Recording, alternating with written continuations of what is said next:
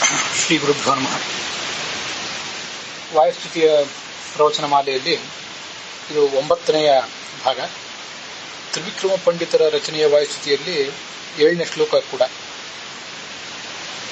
ಮೂರ್ಧನ್ಯೇ ಶೋಂಜಲರ್ಮೇ ದೃಢಧರ ಮಿಹತೆ ಬದ್ಧತೆ ಬಂಧಪಾಶ ಕ್ಷೇತ್ರೇ ದಾತ್ತೆ ಸುಖಾನಾಂ ಭಜತಿ ಭೂವಿ ಭವಿಷ್ಯದ್ ವಿಧಾತ್ರೆ ದ್ವಿಭರ್ತ್ರೆ ಅತ್ಯಂತಂ ಸಂತತಂ ತ್ವಂ ಪ್ರತಿಶಪದಿಯುಗೆ ಹಂತ ಸಂತಾಪಭಾಜಾಂ ಅಸ್ಮಾಕಂ ಭಕ್ತಿಮೇಕಾಂ ಭಗವತ ಉತತೆ ಮಾಧವಸ್ಯಾಥವಾಯೋಃ.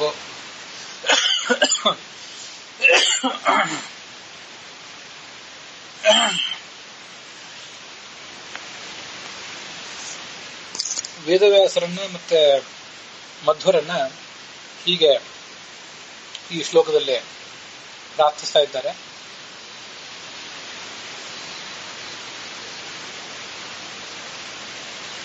ಈ ಭೂಮಿಯಲ್ಲಿ, ಕರ್ಮಭೂಮಿಯಲ್ಲಿ ನಾವು ಜನಿಸಿದ್ದೀವಿ.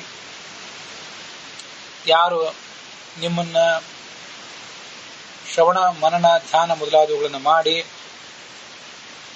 ಸೇವಿಸ್ತಾರೆ, ಅಂಥ ಜನರಿಗೆ ಈ ಸಂಸಾರದ ಬಂಧನವನ್ನ ನೀವು ಕಿತ್ತೊಗಿತೀರಿ. ಭಗವಂತ ತಾನೇ ಕಿತ್ತೊಗಿತಾನೆ. ವಾಯುದೇವ ಭಗವಂತನ ಆಜ್ಞೆಯಿಂದ ಕಿತ್ತಿ ಅದನ್ನ ದೂರ ಇಡ್ತಾನೆ. ವಿಷ್ಣುರಿಹಿದಾತ ಮೋಕ್ಷಸ್ಯ ವಾಯುಶ್ಚ ತದನುಜ್ಞೇಯ ಅಂತ ಹೇಳಿದಂತೆ ಭಗವಂತನೇ ಮೋಕ್ಷ ಕೊಡುವವನು, ವಾಯು ಅದಕ್ಕೆ ಅವನ ಆಜ್ಞೆಗನುಸಾರವಾಗಿ ಕೊಡುವವನು.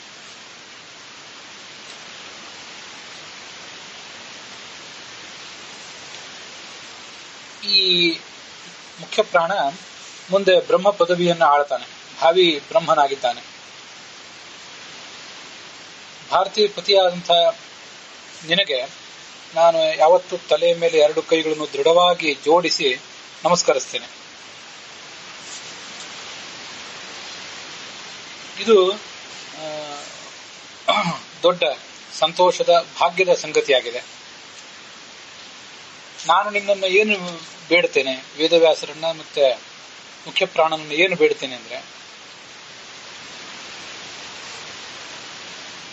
ಆ ಮುಖ್ಯ ಪ್ರಾಣನ ಪಾದ ಕಮಲದಲ್ಲಿ ಮತ್ತೆ ಭಗವಂತನ ಪಾದ ಕಮಲದಲ್ಲಿ ನನಗೆ ದೃಢತರವಾದಂತಹ ಒಂದು ಭಕ್ತಿ ಇರಬೇಕು. ಭಗವಂತ ತನ್ನಲ್ಲಿ ಭಕ್ತಿಯನ್ನು ಕೊಡಬೇಕು ನಮಗೆ, ಮತ್ತೆ ಮುಖ್ಯ ಪ್ರಾಣನಲ್ಲಿ ಕೂಡ ಭಕ್ತಿಯನ್ನು ಕೊಡಬೇಕು. ಮುಖ್ಯ ಪ್ರಾಣನು ಕೂಡ ಈ 2 ಭಕ್ತಿಗಳನ್ನು ನಮಗೆ ಕೊಡಬೇಕು.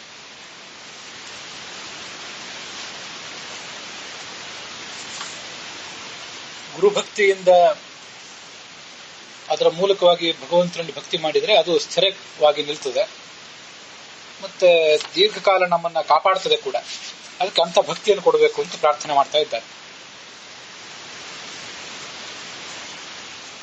ಈ ಶ್ಲೋಕದ ಶಬ್ದಗಳನ್ನು ಹೀಗೆ ಗಮನಿಸೋಣ. ಇಹ ಭುವಿ, ಈ ಭೂಮಿಯಲ್ಲಿ ಅಂದ್ರೆ ಈ ಕರ್ಮಭೂಮಿಯಲ್ಲಿ ಅಂತ ತಿಳ್ಕೊಳ್ಬಹುದು. ಭಜತಿ, ಸೇವಕರಾದಂತಹ ಜನರು, ನಿಮ್ಮನ್ನು ಯಾರು ಸೇವಿಸ್ತಾರೋ ಅವರನ್ನ, ಅವರ ಬಂಧಪಾಶ ಕ್ಷೇತ್ರ, ಬಂಧಪಾಶ ಅಂದ್ರೆ ಸಂಸಾರದ ಪಾಶ, ಅದನ್ನ ಕತ್ತರಿಸಿ ಹಾಕುವಂಥವನು ಈ ಮುಖ್ಯ ಪ್ರಾಣ ಮತ್ತು ವೇದವ್ಯಾಸ. ಭವಿಷ್ಯದ್ ವಿಧಾತ್ರೆ, ಮುಂದಿನ ಬ್ರಹ್ಮನಾಗಿದ್ದಾನೆ ಈ ಮುಖ್ಯ ಪ್ರಾಣ.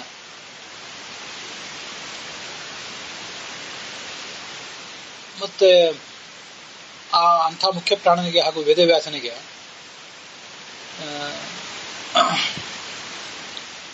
ಮೂರ್ಧನಿ, ತಲೆಯ ಮೇಲೆ ಸಂತತಂ, ಯಾವಾಗಲೂ ಕೂಡ ಅತ್ಯಂತ ದೃಢವಾಗಿ, ಅತ್ಯಂತ ಬಹಳವಾಗಿ, ದೃಢತರಂ ದೃಢವಾಗಿ, ಬದ್ಧತೆ, ನನ್ನ ಏಷಃ ಅಂಜಲಿ, ನನ್ನ ಈ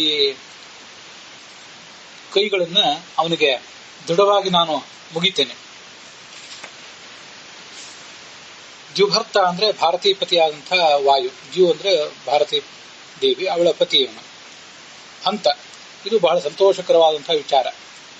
ಭಗವಂತನಿಗೆ ಮತ್ತು ಮುಖ್ಯ ಪ್ರಾಣನಿಗೆ ನಾವು ನಮಸ್ಕಾರ ಮಾಡ್ತಿದ್ದೀವಿ ಅನ್ನೋದೇ ಅತ್ಯಂತ ದೊಡ್ಡ ಸಂತೋಷದ ವಿಷಯ. ಸಂಸಾರೇಸ್ಮಿನ್ ಮಹಾಘೋರೆ ಜನ್ಮ ರೋಗ ಭಯಾಕುಲೆ ಅಯಮೇಕೋ ಮಹಾಭಾಗ ಪೂಜ್ಯತೆ ಯದ ಅಭೋಕ್ಷಜ ಅಂತ ಕೃಷ್ಣಾಮೃತ ಮಹಾರ್ಣವದಲ್ಲಿ ನಮಗೆ ಸಿಗುವ ಶ್ಲೋಕದಂತೆ ಸಂಸಾರ ಅಂತಂದ್ರೆ ಅತ್ಯಂತ ಭಯಂಕರವಾದದ್ದು. ಜನ್ಮ ರೋಗ ಮೊದಲಾದಂತಹ ಉಪಟಳಗಳನ್ನ ಒಳಗೊಂಡದ್ದು. ಇಷ್ಟು ನಡುವೆಯೂ ಕೂಡ ನಾವು ಭಗವಂತನನ್ನು ಸ್ತುತಿಸಲಿಕ್ಕೆ ಸಾಧ್ಯ ಆದರೆ ಅದೇ ದೊಡ್ಡ ಸಂಗತಿ. ಅದಕ್ಕಿಂತ ದೊಡ್ಡ ಸಂಗತಿಯೇ ಯಾವುದೂ ಕೂಡ ಈ ಜಗತ್ತಿನಲ್ಲಿ ಇಲ್ಲ. ಅದಕ್ಕಾಗಿ ಹಂತ ಇದು ಬಹಳ ಸಂತೋಷಕರ ವಿಷಯ ಅಂತ ಹೇಳ್ತಾ ಇದ್ದಾರೆ. ಸಂತಾಪ ಭಾಜಾಂ, ಯಾರು ಸಂಸಾರದ ತಾಪವನ್ನು ಹೊಂದಿದ್ದಾರೋ ಅಂಥವರಿಗೆ ತ್ವಂ ನೀನು, ಸಂತಾಪ ಭಾಜಾಂ ಅಸ್ಮಾಕಂ ನಮಗೆ, ತ್ವಂ ನೀನು ಭಗವತಃ ಪೂಜ್ಯನಾದ ವಾಯುದೇವನ, ಮತ್ತೆ ತೇ ನಿನ್ನ ವೇದವ್ಯಾಸನ. ಅಥವಾ ಇದನ್ನು ಕೇವಲ ದೇವರಿಗೆ ಅನ್ವಯಿಸಿ ನೋಡುವುದಾದರೆ ವಾಯುದೇವನ ಪಾದಕಮಲದಲ್ಲಿ ಮತ್ತೆ ಆ ಮೂಲಕ ಪರಮಾತ್ಮನ ಪಾದಕಮಲದಲ್ಲಿ, ತೇ ನಿನ್ನ ಪದಯುಗೆ ಎರಡು ಪಾದಗಳಲ್ಲಿ, ಅನಂತ ಅಥ ಭಗವತಃ ಷಡ್ಗುಣ ಸಂಪನ್ನನಾದ ಮಾಧವನ ಪಾದಕಮಲಗಳಲ್ಲಿ, ಉತ ಪದಯುಗೆ ಉತ ಎರಡೂ ಪಾದಗಳಲ್ಲಿಯೂ ಕೂಡ ಏಕಾಂ ಅನನ್ಯವಾದಂಥ ಅಂತರಾಯ ಸಹಸ್ರೇಣಾಪಿ ಅಪ್ರತಿಬದ್ಧಾಂ, ಸಾವಿರಾರು ವಿಘ್ನಗಳು ಬಂದರೂ ಕೂಡ ಎಂದು ಮಾಸದಂಥ ಭಕ್ತಿಯನ್ನ ನನಗೆ ಕೊಡುವಂತ ಈ ಶ್ಲೋಕದಲ್ಲಿ ಕೇಳ್ತಾ ಇದ್ದಾರೆ. ಪಾದಕಮಲದಲ್ಲಿ ಭಕ್ತಿ ಅಂತ ಬಂತು. ಪಾದಕಮಲದಲ್ಲಿ ಭಕ್ತಿ ಅಂತ ಹೀಗೆ ಬಂದಾಗ ಈ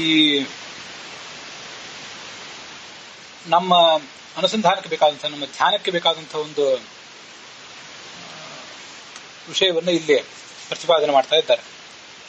ಖಂಡಾಸ್ಮೃತಿ ಧಾರಣಾ ಸ್ಯಾತ್ ಅಖಂಡ ಧ್ಯಾನ ಮುಚ್ಚತೆ. ಒಂದೊಂದೇ ಅವಯವದಲ್ಲಿಯೂ ಕೂಡ, ಭಗವಂತನ ಅವಯವದಲ್ಲಿಯೂ ಕೂಡ ನಮ್ಮ ಮನಸ್ಸನ್ನು ಕೇಂದ್ರೀಕರಿಸಿ ನಾವು ನಮ್ಮ ಧ್ಯಾನವನ್ನು ಮುಂದುವರಿಸಬಹುದು. ಭಗವಂತನ ಇಡೀ ರೂಪವನ್ನು ಧ್ಯಾನಿಸಲಿಕ್ಕೆ ಸಾಧ್ಯ ಆಗದೆ ಹೋದ್ರೆ ಅವನ ಯಾವುದೋ ಒಂದು ಅವಯವ ಮತ್ತೊಂದು ಯಾವುದೋ ಒಂದರಲ್ಲಿ ನಮ್ಮ ಗಮನವನ್ನು ಕೇಂದ್ರೀಕರಿಸಿ ನಾವು ಭಕ್ತಿಯನ್ನು ಮಾಡಬಹುದು. ಭಗವಂತನ ಕೈಗಳು, ಅವನ ಮಂದಹಾಸ, ಅವನ ಪಾದ, ಹೀಗೆ ಯಾವುದ್ಯಾವುದೋ ಒಂದು ಅಂಗಗಳಲ್ಲಿಯೂ ಕೂಡ ನಾವು ಭಕ್ತಿಯನ್ನು ಮಾಡಬಹುದು ಅಂತ ಶಾಸ್ತ್ರ ಹೇಳ್ತದೆ. ಅದರಂತೆ ಕಳೆದ ದಿವಸ ಭಗವಂತನ ಹಾಸ, ಆ ಭಗವಂತನ ಮುಗುಳ್ನಗೆ, ಕರುಣೆಯಿಂದ ಪ್ರೀತಿಯಿಂದ ಕೂಡಿದಂತಹ ಮುಗುಳ್ನಗೆ ಬಗ್ಗೆ ಕಳೆದ ದಿವಸ ನೋಡಿದ್ದೀವಿ. ಅದಕ್ಕಾಗಿ ಭಗವಂತನನ್ನು ವಿಷ್ಣು ಸಹಸ್ರನಾಮದಲ್ಲಿ ಪುಷ್ಪಹಾಸ, ಹೂವಿನಂತೆ ನಗೆ ಉಳ್ಳವನು ಅಂತ ವರ್ಣನೆ ಮಾಡಿದ್ದಾರೆ. ಅಂಥದ್ದೇ ಇನ್ನೊಂದು ಭಾಗ ಇಲ್ಲಿ ಬರೋದು ಪಾದಯುಗಗಳಲ್ಲಿ ಭಕ್ತಿ ಕೊಡುವಂತ. ಪಾದಯುಗಗಳಲ್ಲಿ ಭಕ್ತಿ ಕೊಡುವಾಗ ಭಗವಂತನ ಪಾದಗಳಿಗೆ ಏನು ಹೆಸರು, ಮುಖ್ಯ ಪ್ರಾಣನ ಪಾದಗಳಿಗೆ ಏನು ಹೆಸರು ಅಂತ ನಾವು ಈಗ ಗಮನಿಸೋಣ. ಮೊದಲನೇದಾಗಿ ಗುರುಭಕ್ತಿಯಿಂದ ಪರಭಕ್ತಿ ಬರಬೇಕು, ಪರಮಾತ್ಮನಲ್ಲಿ ಭಕ್ತಿ ಬರಬೇಕು. ಅದಕ್ಕಾಗಿ ಆ ಗುರುವಾದಂತಹ ಮುಖ್ಯ ಪ್ರಾಣನ ಒಂದು ಪಾದಗಳಿಗೆ ಏನು ಶಾಸ್ತ್ರದಲ್ಲಿ ಹೆಸರು ಹೇಳಿದ್ದಾರೆ ಅಂತ ಅನ್ನೋದನ್ನು ನೋಡೋಣ.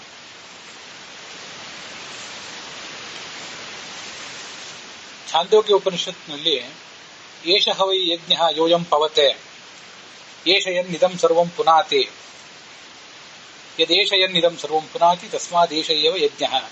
ಈ ಮುಖ್ಯ ಪ್ರಾಣನನ್ನು ಯಜ್ಞ ಅಂತ ವರ್ಣನೆ ಮಾಡಿದ್ದಾರೆ. ಯಾಕೆಂದ್ರೆ ಇವನು ನಮ್ಮನ್ನೆಲ್ಲರನ್ನು ಪವಿತ್ರರನ್ನಾಗಿ ಮಾಡುವವನು. ಯಜ್ಞ ಅಂತ ಎರಡು ಶಬ್ದ ಇದೆ ಅಲ್ಲಿ. ಆ ಯಜ್ಞ ಅನ್ನುವಲ್ಲಿ ಯ ಅನ್ನೋದು ಪವಿತ್ರೀಕರಿಸುವುದು ಒಂದು ಅರ್ಥವನ್ನು ಹೇಳ್ತದೆ. ಮತ್ತೆ ಜ್ಞ ಅನ್ನೋದು ಪವಿತ್ರೀಕರಿಸುವ ಅರ್ಥವನ್ನು ಹೇಳಿದ್ರೆ, ಯ ಅನ್ನೋದು ಅವನ ಸಂಚಾರವನ್ನು ಹೇಳ್ತದೆ. ಯಜ್ಞಾಭಿಮಾನಿ ಯಜ್ಞಾಖ್ಯೋ ವಾಯುರ್ ಯಜ್ಞೇ ಪ್ರತಿಷ್ಠಿತ. ಯಜ್ಞ ಅಂತ ಹೆಸರಿನ ಈ ಮುಖ್ಯ ಪ್ರಾಣ ಯಜ್ಞಕ್ಕೆ ಅಭಿಮಾನಿಯಾಗಿದ್ದಾನೆ, ಯಜ್ಞದಲ್ಲಿದ್ದಾನೆ, ಯಜ್ಞ ಮಾಡಿಸ್ತಾನೆ ನಮ್ಮ ಕೈಯಿಂದ. ಯಜ್ಞ ಶುದ್ಧ ಭಾವ ಇತ್ಯಸ್ಮಾತ್ ಎನ್ನಸೌ ಎನ್ನಯಂ ಪಾವಯೇತ್ಯತಃ.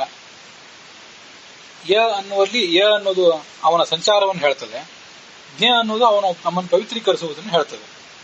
ಅಥವಾ ವಾಯುರ್ ಯಜ್ಞ ನಾಮ, ಅದರಿಂದ ಅವನಿಗೆ ಯಜ್ಞ ಅಂತ ಹೆಸರು. ಅದೇ ನಾವು ನಮ್ಮ ಸಂಸಾರದ ಬಂಧನವನ್ನು ಅವನು ಹರಿದು ಹಾಕುವವನು, ನಮ್ಮನ್ನು ಪವಿತ್ರರನ್ನಾಗಿ ಮಾಡುವವನು ಅನ್ನುವ ಭಾವನೆ ಇಲ್ಲಿ ಬಂದಿದ್ದರಿಂದ ನಾನು ಅದನ್ನು ನೆನಪು ಮಾಡಿಕೊಂಡೆ. ಅದೇ ಛಾಂದೋಗ್ಯ ಉಪನಿಷತ್ತಿನ ಭಾಗದಲ್ಲಿ ತಸ್ಯ ಮನಶ್ಚ ವಾಕ್ಚ ವರ್ತನಿ ತಯೋರಣ್ಯತರಾಂ ಮನಸಾ ಸಂಸ್ಕರೋತಿ ಬ್ರಹ್ಮ ವಾಚ ಹೋತ ಅಧ್ವರ್ಯುರುದ್ಗಾತ ಅನ್ಯತರಾಂ ಅಂತ ಆ ಛಾಂದೋಗ್ಯ ಉಪನಿಷತ್ನಲ್ಲಿದೆ.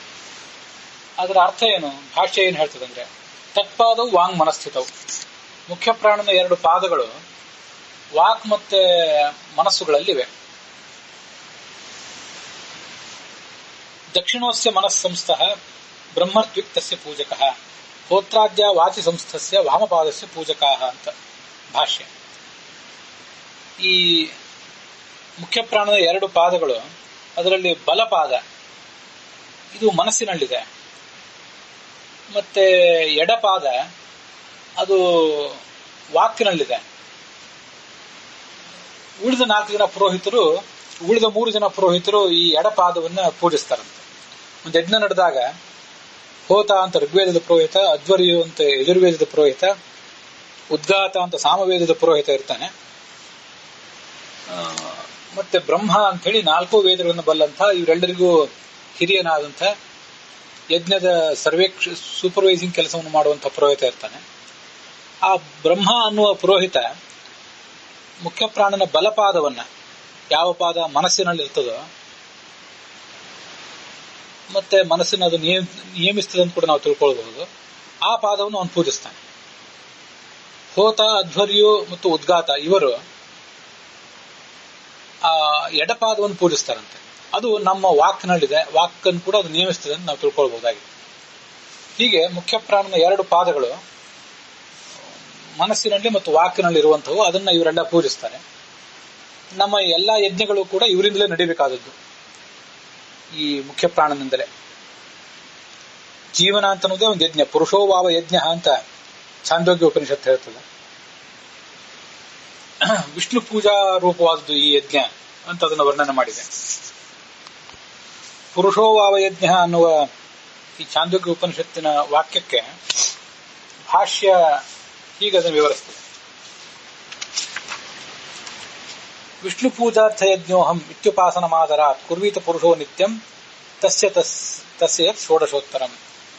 ನನ್ನ ಇಡೀ ವ್ಯಕ್ತಿತ್ವವೇ ಅಥವಾ ನನ್ನ ಜೀವನವೇ ವಿಷ್ಣು ಪೂಜಾ ರೂಪವಾದಂತಹ ಯಜ್ಞ ಅಂತ ಅತ್ಯಂತ ಆದರದಿಂದ ಭಕ್ತಿಯಿಂದ ಉಪಾಸಿಸಬೇಕು. ಕುರ್ವೀತ ಪುರುಷ ನಿತ್ಯಂ ಅಂತ ಸರ್ವಯಜ್ಞ ಅನ್ನುವ ಗ್ರಂಥವನ್ನು ಆಚಾರ್ಯರು ಉದ್ಧರಿಸಿ ಅದರ ಅರ್ಥವನ್ನು ಹೇಳ್ತಾರೆ. ಹೀಗೆ ನಾವು ಸಾಧಕರೇ ಒಬ್ಬ ಯಜ್ಞರು, ನಮ್ಮ ಜೀವನವೇ ಒಂದು ಯಜ್ಞ. ಈ ಯಜ್ಞ ಸಾಂಗವಾಗಿ ಸಾಗಬೇಕಾದ್ರೆ ಯಜ್ಞ ನಾಮಕನಾದ ಮುಖ್ಯ ಪ್ರಾಣನ ಈ 2 ಪಾದಗಳು ನಮ್ಮ ಮನಸ್ಸಿನಲ್ಲಿ ಮತ್ತು ವಾಕ್ನಲ್ಲಿ ಇರಬೇಕು. ಮನಸ್ಸಿನಿಂದ ಸರಿಯಾಗಿ ಆಲೋಚಿಸಿ ವಾಕ್ನಿಂದ ಅದನ್ನು ಆಡತಾ ನಾವು ಬದುಕುವಂತಾಗಬೇಕು. ಹೀಗೆ ಮುಖ್ಯ ಪ್ರಾಣನ 2 ಪಾದಕಮಲಗಳಲ್ಲಿ ನಾವು ಭಕ್ತಿ ಮಾಡಿದರೆ ಪರಮಾತ್ಮನ ಪಾದಕಮಲಗಳಲ್ಲಿ ಕೂಡ ನಮಗೆ ಭಕ್ತಿ ಬರ್ಲಿಕ್ಕೆ ಸಾಧ್ಯ. ಅವ್ಯಾವ 2 ಪಾದಕಮಲಗಳು ಅಂತಂದ್ರೆ, ಸ್ವಿತ್ಯಾನಂದ ಸಮುದ್ದಿಷ್ಟ ವರಿತಿ ಜ್ಞಾನ ಮುಚ್ಯತೆ ಮುಕ್ತಿದಾನೇಂದ್ರ ತಜ್ಞಾನಾತ್ ಸುವರಸ್ಯ ಪದದ್ವಯಂ ಅಂತ ಬೃಹದಾರಣ್ಯಕ ಉಪನಿಷತ್ ಭಾಷ್ಯ, ಪ್ರಾಯ ಅಥವಾ ಉಪನಿಷತ್ ಭಾಷ್ಯದಲ್ಲಿ ಬೇರೆ ಕಡೆ ಎಲ್ಲಾದ್ರೂ ಇದ್ದಿರಬಹುದು, ವರ್ಣನೆ ಮಾಡ್ತಾರೆ. ಭಗವಂತನ ಶಿರಸ್ಸಿಗೆ ಭೂಹು ಅಂತ ಹೆಸರು. ಭೂಹು, ಭುವಃ, ಸ್ವಹ ಅಂತ 3 ವ್ಯಾಹೃತಿಗಳಿವೆಯಲ್ಲ, ಭಗವಂತನ ಶಿರಸ್ಸಿಗೆ ಭೂಹು ಅಂತ ಹೆಸರು. ಭಗವಂತನ ಬಾಹುಗಳಿಗೆ ಭುವಃ ಅಂತ ಹೆಸರು. ಬಲ ಬಾಹುವಿಗೆ ಭೂ ಅಂತನೂ, ಎಡಬಾಹುವಿಗೆ ವ ಅಂತನೂ ಹೆಸರು. ಮತ್ತೆ ಭಗವಂತನ ಈ ಪಾದಗಳಿಗೆ ಸುವಹ ಅಂತ ಹೆಸರು. ಬಲಪಾದ ಸು ಮತ್ತು ಎಡಪಾದ ವ ಅಂತ ನಾವು ತಿಳ್ಕೊಳ್ಬಹುದಾಗಿದೆ. ಯಾಕೆಂದ್ರೆ ಸ್ವಿತ್ಯಾನಂದ ಸಮುದ್ದಿಷ್ಟ. ಸು ಅಂದ್ರೆ ಆನಂದ ಅಂತ ಅರ್ಥ, ವ ಅಂದ್ರೆ ಜ್ಞಾನ ಅಂತ ಅರ್ಥ. ಸ್ವಿತ್ಯ ಆನಂದ ಸಮುದ್ದಿಷ್ಟ ವರಿತಿ ಜ್ಞಾನ ಮುಚ್ಯತೆ ಮುಕ್ತಿದಾನೇನ ತಜ್ಞಾನಾತ್. ನಮಗೆ ಜ್ಞಾನವನ್ನು ಕೊಟ್ಟು ಆ ಜ್ಞಾನದ ಫಲವಾಗಿ ಮುಕ್ತಿಯನ್ನು ಕೊಟ್ಟು ಆ ಮುಕ್ತಿಯಲ್ಲಿ ಆನಂದ ಕೊಡ್ತಾನೆ. ಅದಕ್ಕಾಗಿ ಆ ಭಗವಂತನ ಪಾದಕ್ಕೆ ಸುವಹ ಅಂತ ಹೆಸರಿದೆ. ಹೀಗೆ ಭಗವಂತನ ಪಾದ ಕಮಲಗಳಿಗೆ ನಾವು ಎರಗಿದಾಗೆಲ್ಲ ಅವನ್ನ ಸುವಹ ಅಂತ ನಾವು ಉಪಾಸಿಸಬೇಕು. ಮುಖ್ಯ ಪ್ರಾಣನ ಪಾದಗಳಿಗೆ ಎರಗಿದಾಗೆಲ್ಲ ಅವನ ಪಾದಗಳಿಗೆ ಬಲಪಾದ ಮನಸ್ಸಿನಲ್ಲಿರ್ತದಂತನೂ ಎಡಪಾದ ನಮ್ಮ ವಾಕ್ಯನಲ್ಲಿರ್ತದೆ ಅಂತ ಕೂಡ ಉಪಾಸಿಸಬೇಕು. ಒಂದು ದೊಡ್ಡ ಯಜ್ಞ, ಅಶ್ವಮೇಧ ಯಜ್ಞಗಳು ನಡೆದಾಗ ಹೋತ, ಅಧ್ವರ್ಯು, ಉದ್ಗಾತ, ಬ್ರಹ್ಮ ಅಂತ 4 ಜನ ಪುರೋಹಿತರಿರ್ತಾರೆ. ಒಬ್ಬೊಬ್ಬರಿಗೆ ಮತ್ 3 ಜನ ಸಹಾಯಕರು ಕೂಡ ಇರ್ತಿರ್ತಾರೆ. ನಮ್ಮ ಜೀವನವೇ ಒಂದು ಯಜ್ಞ ಆದಾಗ ನಾವೇ ಹೋತ ಆಗಿದ್ದೇವೆ, ನಾವೇ ಅಧ್ವರ್ಯು, ನಾವೇ ಉದ್ಗಾತ, ನಾವೇ ಬ್ರಹ್ಮರಾಗಿದ್ದೇವೆ. ಹೀಗೆ ನಾವೇ ಎಲ್ಲ ಪಾತ್ರಗಳನ್ನು ಕೂಡ ಇಲ್ಲಿ ನಾವು ಮಾಡಬೇಕಾಗಿದೆ.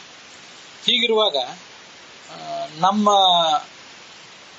ನಮ್ಮಲ್ಲಿರುವಂತಹ ಬ್ರಹ್ಮ ಅನ್ನುವ ವ್ಯಕ್ತಿತ್ವ ಆ ಮುಖ್ಯ ಪ್ರಾಣನ ಬಲಪಾದವನ್ನ, ಮನಸ್ಸಿನಲ್ಲಿರುವಂತಹ ಬಲಪಾದವನ್ನ ಪೂಜಿಸಬೇಕು. ಮತ್ತೆ ಹೋತ, ಅಧ್ವರ್ಯು ಮತ್ತೆ ಉದ್ಗಾತ ಅನ್ನುವಂತಹ 3 ಜನರ ವ್ಯಕ್ತಿತ್ವ ನಮ್ಮ ಭಾಗದಲ್ಲಿ ಏನಿದೆ, ನಮ್ಮ ವ್ಯಕ್ತಿತ್ವದಲ್ಲಿ ಈ 3 ಜನರ ಅಂಶ ಏನಿದೆ ಅದು ವಾಕ್ನಲ್ಲಿರುವಂತಹ ಎಡಪಾದವನ್ನು ಕೂಡ ಪೂಜಿಸಬೇಕು. ಹೀಗೆ ಪೂಜಿಸಿ ಆ ಮುಖ್ಯ ಪ್ರಾಣನ ಪಾದ ಕಮಲಗಳಲ್ಲಿ ಅಮಲವಾದ ಭಕ್ತಿಯನ್ನ ಪಡೆದುಕೊಂಡು ಮುಂದೆ ಪರಮಾತ್ಮನ ಪಾದ ಕಮಲಗಳಲ್ಲಿ ಕೂಡ ನಾವು ಭಕ್ತಿಯನ್ನ ಪಡೆದುಕೊಳ್ಬೇಕು. ಹೀಗೆ ಇದರ ವಿವರದೊಂದಿಗೆ ಈ ಶ್ಲೋಕ, ನಾವೀಗ ನೋಡ್ತಾ ಇರುವಂತಹ 7ನೇ ಶ್ಲೋಕ ಇಲ್ಲಿಗೆ ಸಮಾಪ್ತವಾಗಿದೆ.